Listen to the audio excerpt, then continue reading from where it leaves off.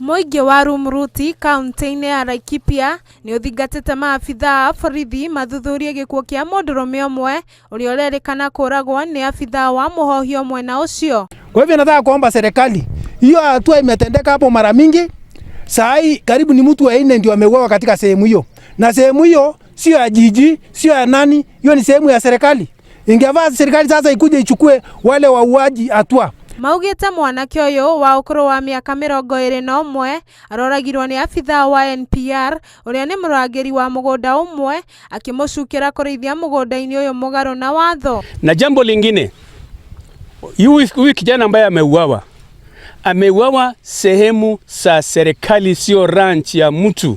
Hata kuna jambo nilisikia wale watu wenye shamba hiyo walikuwa wanataka kubeba ile maiti kupeleka ndani ya shamba yao, ndio isemekane kwamba aliuawa ndani ya shamba. Matongoretio nĩ MCA wa wodi ya Sosian Samile Kopien arĩithia ya matetetie gĩko gĩkĩ makiuga kũrĩ na njĩra ingĩ cia kĩwatho cia kũgiria mahiũ kũrĩithio mũgũnda-inĩ wene ĩndĩ ti kũhũra na rithathi.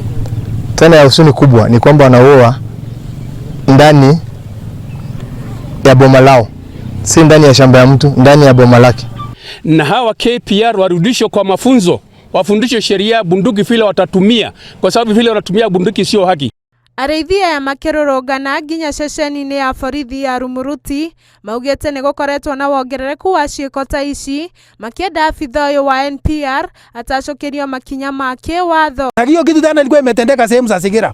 Hii kitu imekuwa ikitendeka area hiyo tu tena. Kwa hivyo ninaomba serikali hiyo mtu ashikwe, kwa sababu naona hiyo mtu bado ako huru. Ngĩribotera Inooro TV, rĩtwa rĩakwa nĩ Mwende wa Mũgweru.